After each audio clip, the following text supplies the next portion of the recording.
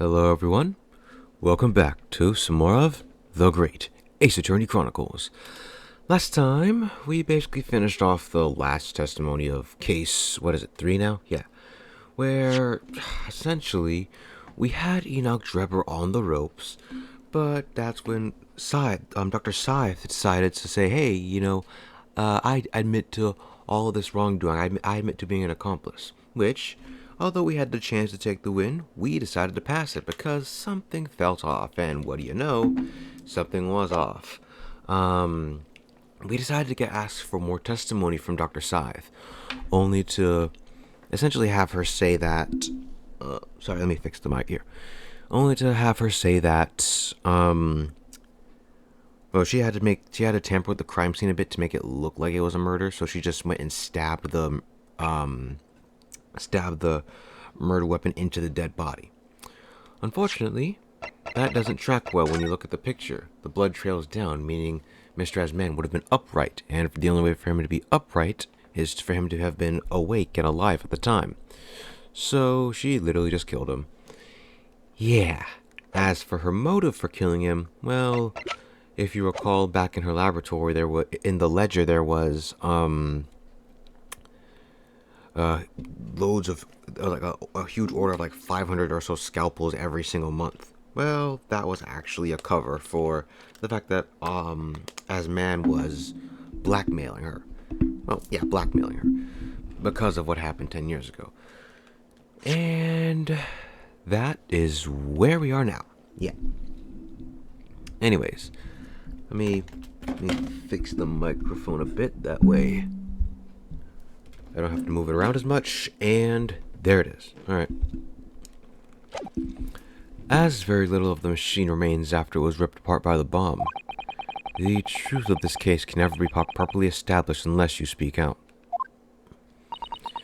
And if you decide not to, it's very possible that Courtney Scythe will escape punishment for her crimes. Please, sir, own up to what you've done, and tell the court the truth about what happened.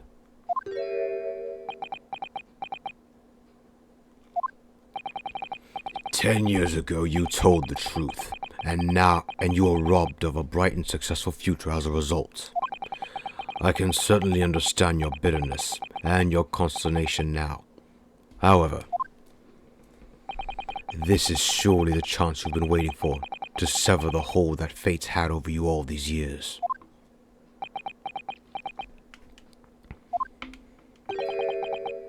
Super high voltage instantaneous kinesis? I mean, really?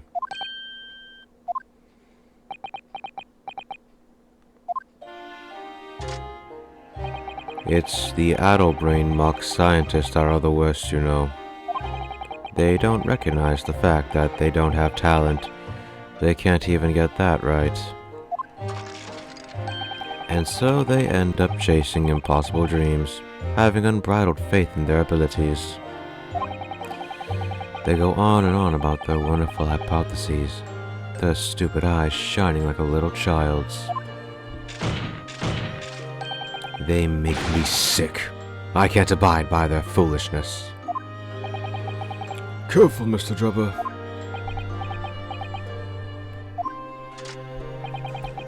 I was particularly pleased with the kinesis machine. It made for quite a show, didn't it? So you admit it? You admit that it was nothing more than a sham made for the purpose of killing the victim? Yes, I admit it. I did it all in the name of revenge. Revenge for the future that Mr. Asman's article had deprived you of 10 years earlier. But the revenge you sought didn't stop at Asman, did it? Which is where that very particular waxwork comes in. Yes, I see. The condemned convict that you saw rising from the grave in Lowgate Cemetery 10 years ago. If your account of those events was all true, then obviously Scotland Yard couldn't afford to acknowledge what had happened. Even if it meant discrediting a bright young man and crushing any future career he might have had. So your plan required that you abduct that particular waxwork model in order to exact your revenge on Scotland Yard as well, or on Dr. Scythe to be precise.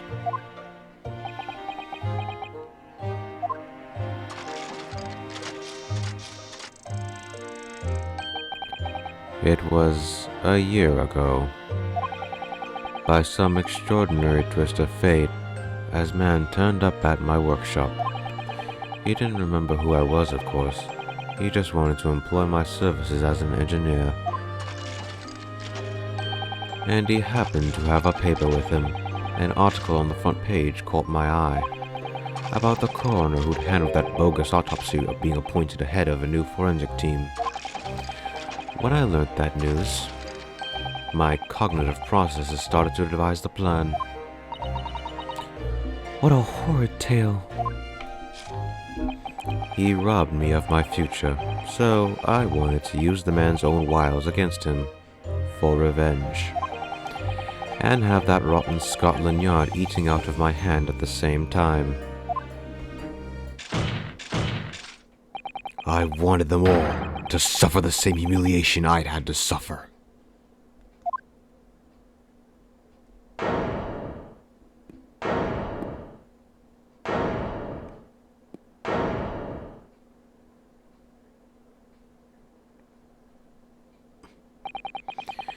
Your actions against those who'd ruined your future were justified as revenge, at least to yourself. Certainly, no one has the right to destroy another's prospects, especially for purely selfish gain. And yet,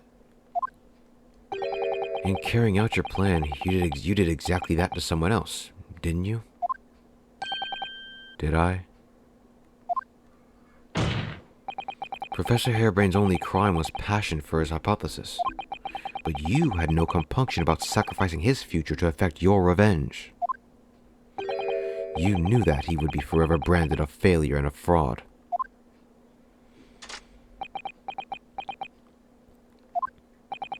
Perhaps life treated you unfairly 10 years ago, and others' misconduct left your life in tatters. But remember this. Your own actions resulted in exactly the same thing for another perfectly innocent young man.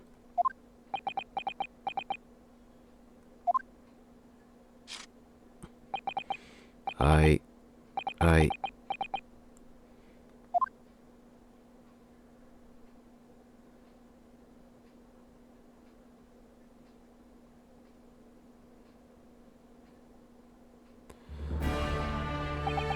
Lord Van Zeeks, what of Dr. Scythe? An immediate warrant for her arrest has been granted and she's been remanded in custody, my lord. I presume she will face trial in the coming days, along with Mr. Drebber. A most regrettable situation indeed. She's made great contributions to her profession over the years. It really is a hard truth to swallow. However, that is a topic for some future occasion. For now, Professor Harebrain. Oh, yes? It seems there was a great deal more to your experiment than you realized. However, I think we can assume now that all the sordid details have been brought to light. This has been a very long and profound trial, but I'm pleased to say you are absolved of all guilt.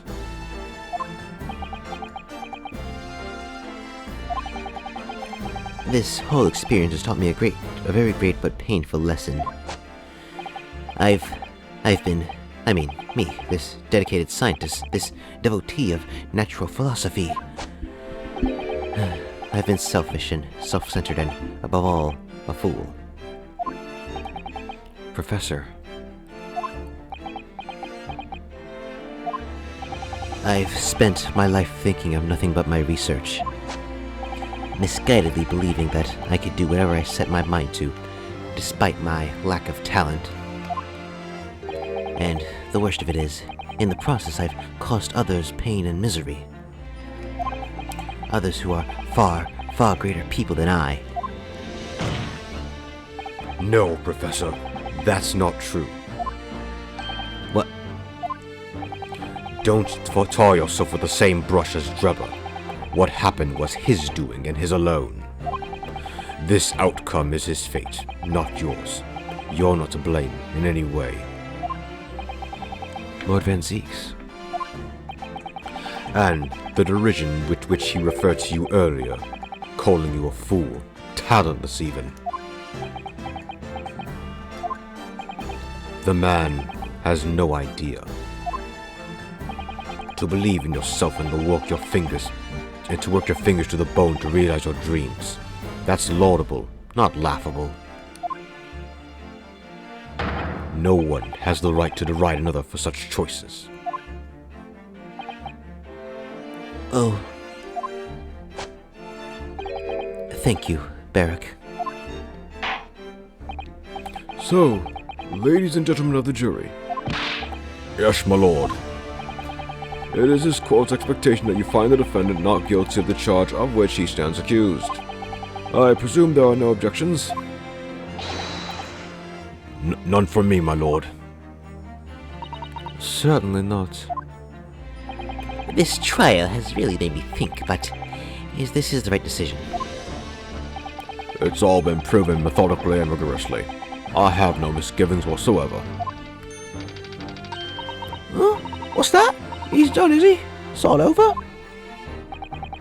I don't know what's become of the yard these days. I don't recognize the place. Very well. In that case, I hereby pronounce the defendant.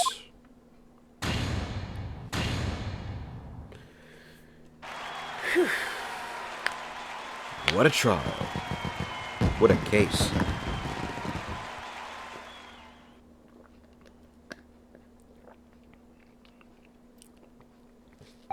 Court is adjourned.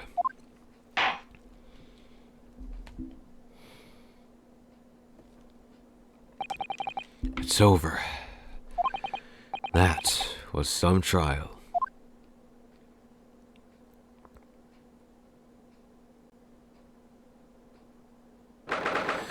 "24th of October, 4:33 p.m. The Old Bailey Defendant's Antechamber. Professor, what a splendid outcome, isn't it? Oh, it is. Congratulations, Professor Harebrain. Mr. Naruhodo, Miss Susato, I am truly beside myself with gratitude. How can I ever thank you enough? I'm just glad it's all been cleared up. That you realize you were just caught up in a bad situation. Right now, if I had that research grant money, I'd give the whole lot to you, every penny. Well, that's very kind, but I'm just a student, so... We don't need any financial reward. Your acquittal is more than enough. Oh yeah, these guys are doing it for free. I forgot about that. Wow.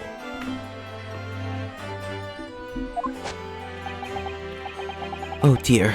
Oh, what can I do? How about this? As a memento, the paper about my hypothesis is inside. Well, just as a memento then. Thank you. I've been wondering, Professor, what are you going to do now? Oh my, yes, what am I going to do? My hypothesis and my great machine lie in ruins. But still, it's been too long since I was last in London, so perhaps I'll enjoy some sightseeing. I must explore the Great Exhibition whilst I'm here too, and see if new inspiration hits me. Oh yes, that's a wonderful idea. I can't allow that.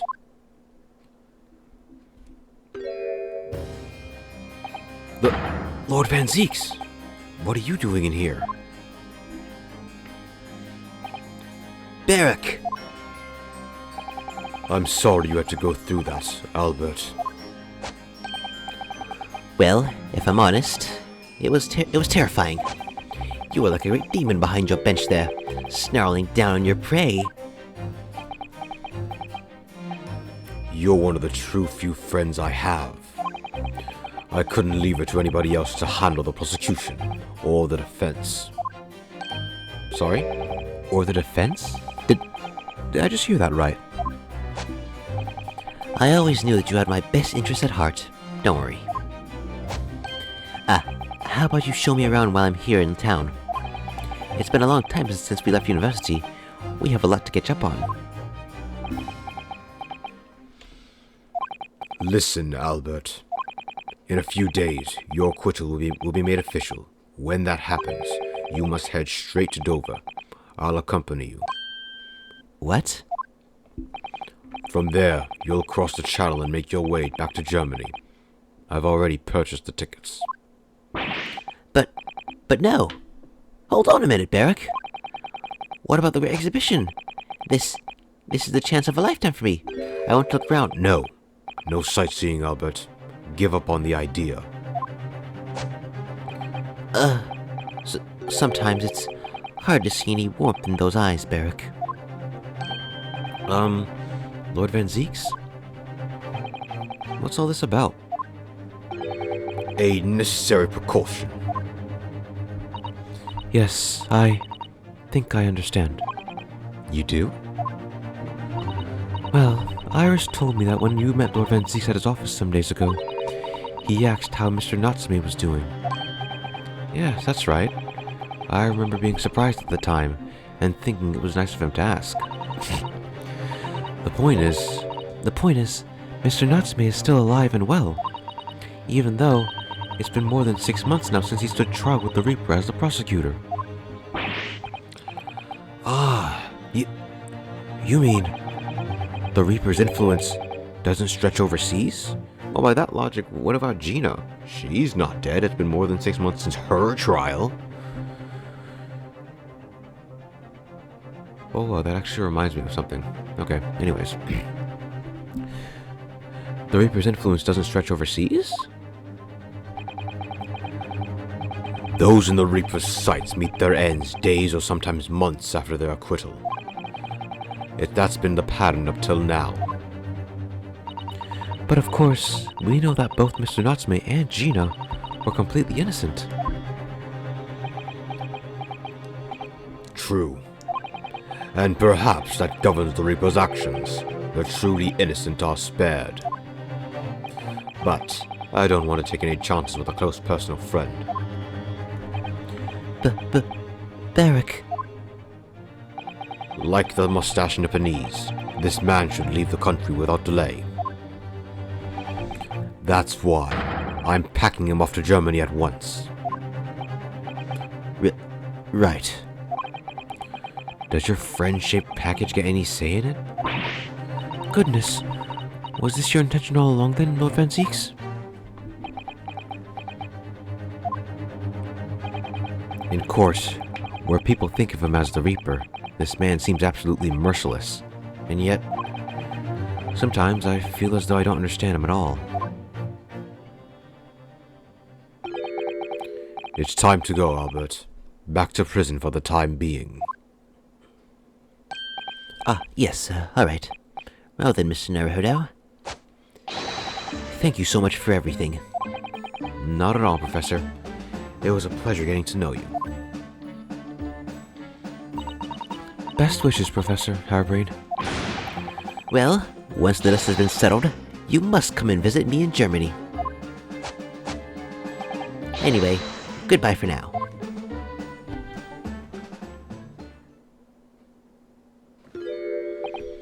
Now, my Nipponese friend. Oh, yes? I thought you'd gone too. We have matters to discuss. Can you spare me some time? You want to talk with me? I'll be waiting in the courtroom in 10 minutes.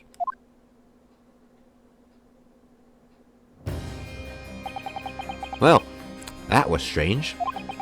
For some reason, I didn't get that sense of impending doom as he walked away this time.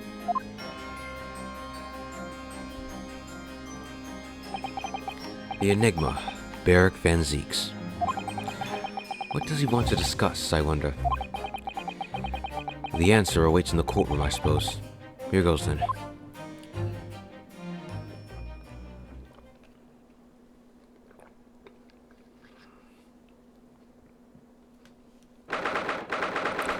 "24th of October, 4:58 p.m. The Old Bailey's courtroom.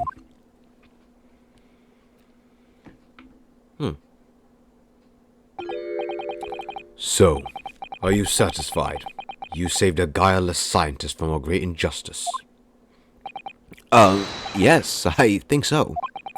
I'm relieved, at least, that the man's innocence could be proven. Anyway, I imagine you've been wondering where my animosity towards you Nipponese comes from.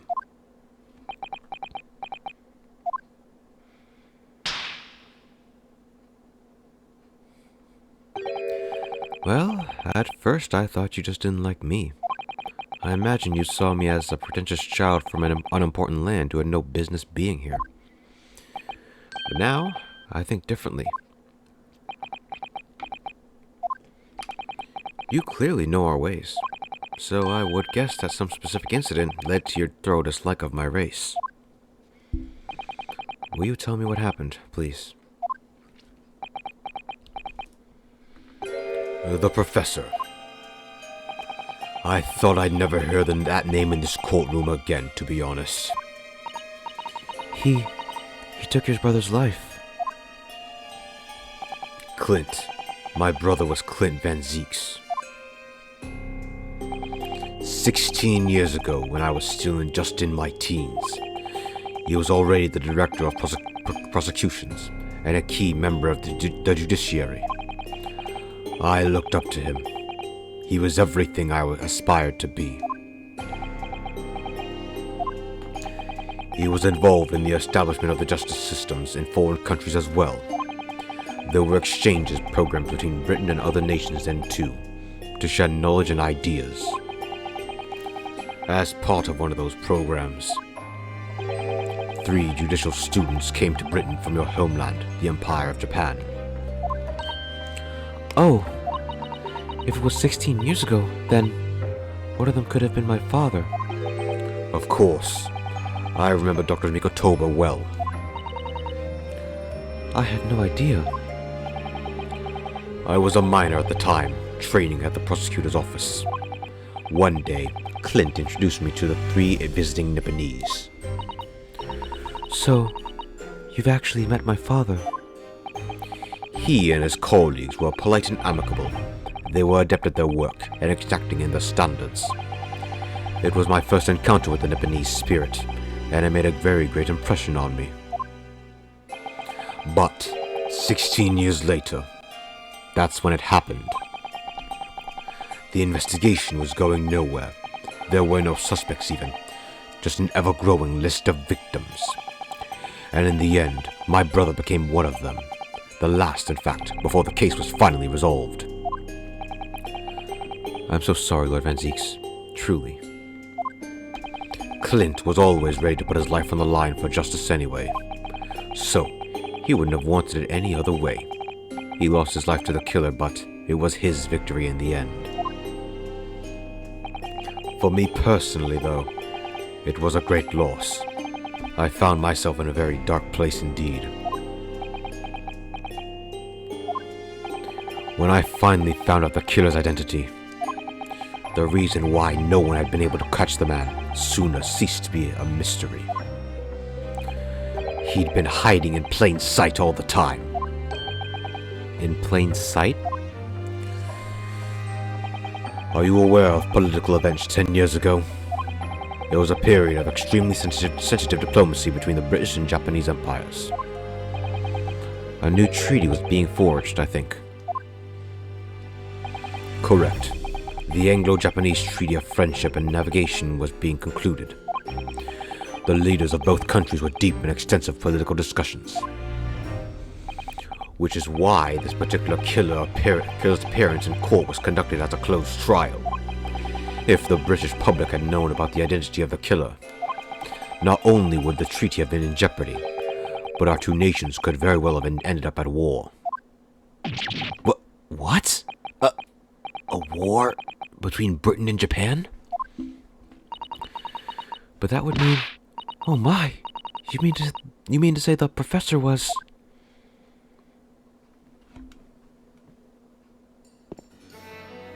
When the trial reached its conclusion earlier, I thought to myself, yes, it's time. Time for you to come face to face with this hideous, monster. I borrowed the key for the mask from the proprietress of the Waxwork Museum. So see for yourselves now. Confirm it with your own eyes. The truth that's been hidden this past decade.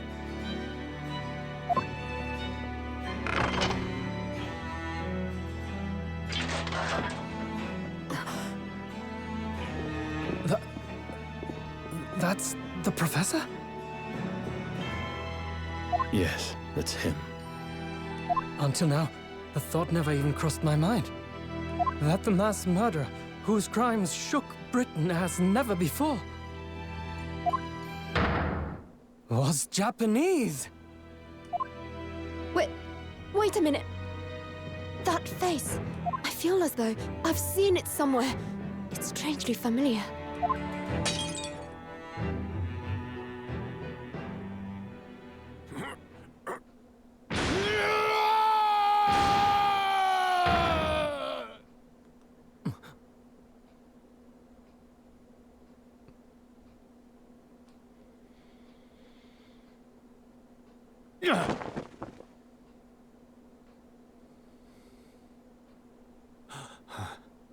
Father. What? Father?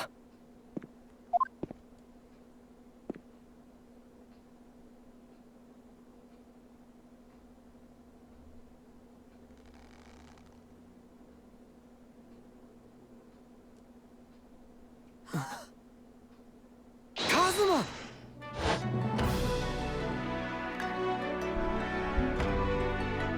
My best friend, Kazuma Asogi. After a whole year, finally his memories returned.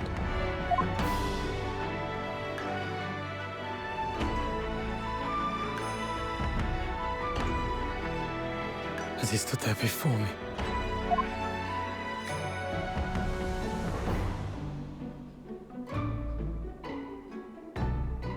Ryunosuke.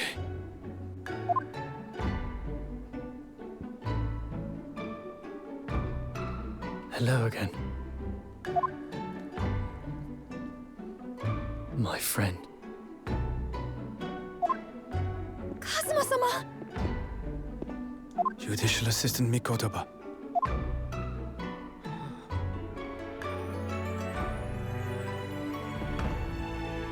It's been a very long road. Thank you. Thank you for guiding my friend here when I could not. It was an honor.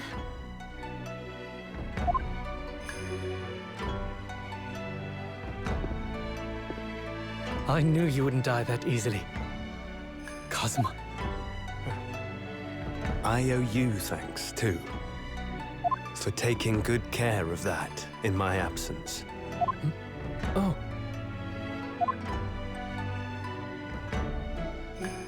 Karuma, the great blade of the Asogi clan, passed down through the generations.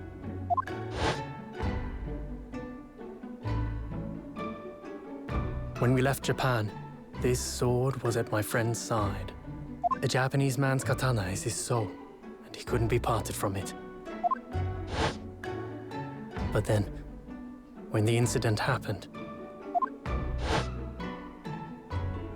it was Susato-san's wish that I inherit the sword, and I've kept it with me ever since, along with my memories of the friendship we shared.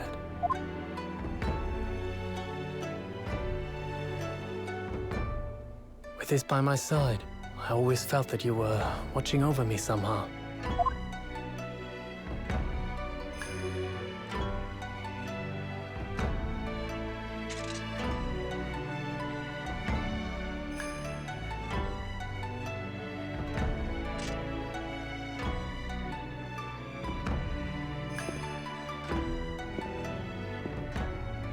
I've made it. At last. Father. Are you saying... Surely not.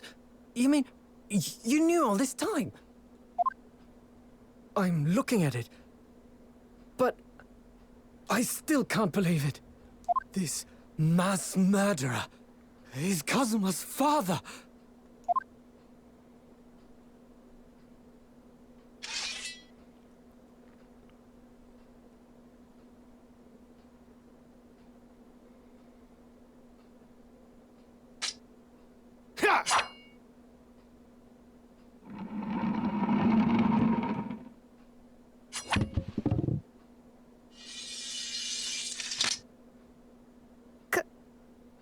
Kazuma-sama.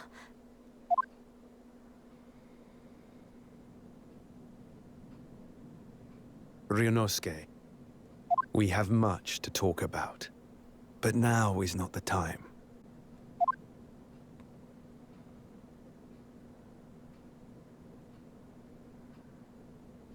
I'll be seeing you.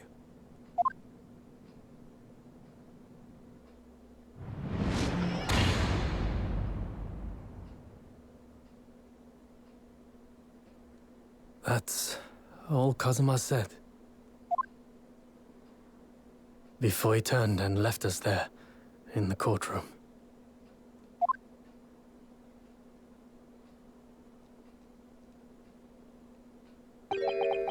So he's the living afterimage of the man who took my brother's life, is he? Yes, Kazuma Sogi, my best friend. 3 months ago, when Lord Strongheart introduced us, I had an inkling there was something there. Some connection. But why did Lord Strongheart do that? Why did he make Kazuma Lord Van Zeke's apprentice? And when he was suffering amnesia too. The man was apprehended, even executed. But his legacies just won't die. That's the sad truth. Anyway, that's all I had to say. I thank you for meeting with me as I asked.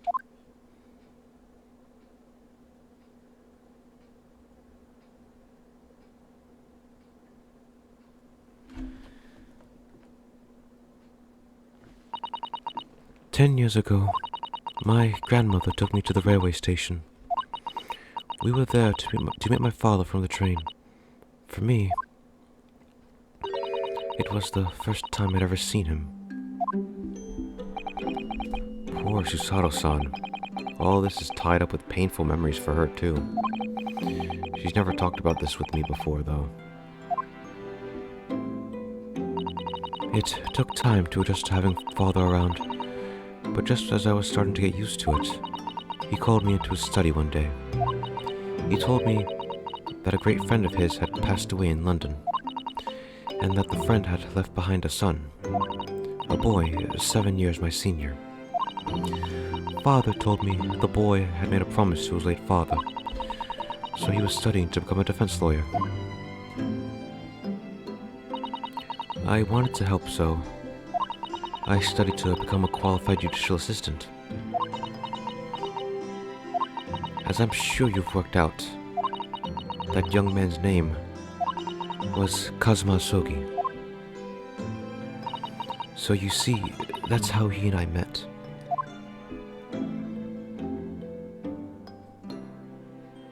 For a brief moment, my great friend had returned, only to disappear again all too soon. But in that fleeting encounter, something stirred. Something that had been dormant for a long time. As if great wheels had been set in motion. I could almost hear them creaking into life. In some ways, it was the end of a chapter. But in many, it was the start of a new one.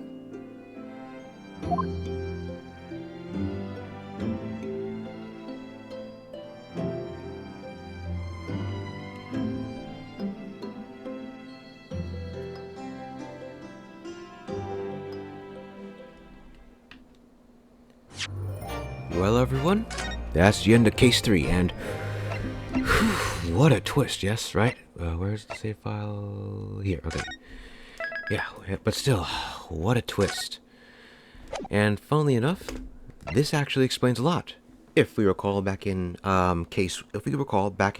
the first game, Case 1, the entire reason why Giselle Brett was couldn't really be prosecuted all that well was because, get this, she's a Japanese exchange student. Which, no, she's not Japanese, a British exchange student that came over here and killed someone. Which, I mean, we kind of got that already earlier, though, that basically they didn't want us to, she couldn't really be prosecuted as to not mess up relations. But we can see why, because when the last time that happened, it could have easily led to all-out war or whatever, so they wanted to cover it up real quick. And thinking about it now, up in Case 5 of the first game, there's even a reference to that with McGill did, I think, yeah? He used, for that code, he used the code name Professor. And, let's see. Yeah, he used the code name Professor for it. So I guess this must have been foreshadowing from that game. I just realized earlier on. Wow. And can I just say, I love the fact that this game, and I'm gonna, there's still, okay, this game does something that a lot of games don't really do. This game gives you their twists at, okay, well, right now this is like the 75% mark. There's still like a lot more twists and turns to go through. Some of which are, well, okay, I'm not gonna say mind bending. That's for when we replay Zero Escape, but there are definitely like twists that should go make you go, wait, what? Still left. But I do like how the game doesn't just save all that for the end. No, it gives you that it gives you that a lot like right now instead of just at the end. Though I do wish that this series would have like talked about the professor, would have talked about it like later on, not earlier on. Maybe like we do get like a mention of the professor by name or whatever in case 5 of the first game, but can we at least get some like reference to it somehow? I mean, I know we have, like, and I don't mean like a name reference. I mean like an actual thing. Like it could easily be something like, oh yeah, you remember that huge case of serial murders that happened 10 years ago? And then Ryunosuke asks around, or something like that. Matter of fact, you could have even had it up in like case 1 or 2. Have either Susato or Kazuma, when talking about Great Britain, talk about how, oh yeah, I wonder how things have been since that a whole 10-year serial murder thing. I heard that happened over there. Because, like, seriously? Matter of fact, Cosmo was going to Great Britain. You could have easily had him talk to Ryunosuke about that, or at least mentioned something about 10 years ago to kind of put it up. Because I don't know, the whole professor thing feels like a mystery that's only been here for like the Ace Attorney Chronicles 2, these few episodes. We haven't had much mention of him outside of that. We had the effects of of that case, but we didn't have the case itself. We didn't have the, how do I put this? It's like they gave us an open lock, but we don't know what key unlocks it. So it's like, anyways. But you guys see what I'm trying to get at, right? I really do wish the game would have at least, hinted at there being a bigger picture later on. But, anyways, now that has been revealed, we're going to move on to, next time I should say, we're going to move on to the last 2 episodes. Starting with episode 4, Twisted Karma on his lost bow. And can I just say, what a title, seriously. Like, if you look at all the title screens, okay, well, let's see. I like the Blossoming Attorney. That looked nice with the, I don't know what flower that is, and sakura leaves there, as well as the memoirs of the Clouded Kokoro. Also looks nice because it's memoir, so it's pictures. Even the Great Exhibition, that takes the Great Exhibition's poster and puts the departed soul on it, which, funnily enough, is Kazuma. But these 2? I like these 2. Like, seriously. Like, imagine how much impact either of them have. Like, bright, sunny, fun, great. And then you got these 2. Twisted Karma and his last bow. What? That doesn't make sense. I mean, they mention the Blossoming Attorney. You might think, oh, okay, that's Susato or something. I don't know. This might have something to do with the case of the Clouded Kokoro. The Great Departed Soul? Obviously, you think the Great Exhibition. But these 2? When I first went in blind, I was like, what? Twisted Karma and his last bow? What does that mean? I don't understand. And then we had the result, and then we had this one, which, I mean, the name is okay. I think Twisted Karma and his last bow are better for me, but this title screen with nothing on it but the resolve of Ryunosuke Naruhodo in cursive, it's amazing to me, seriously. Anyways, So yes, that is it for this episode. Next time, as I said earlier, we'll be going into episode 4, Twisted Karma and His Lost Bow. And, yeah. With that being said, thanks for watching, and I'll see you all next time.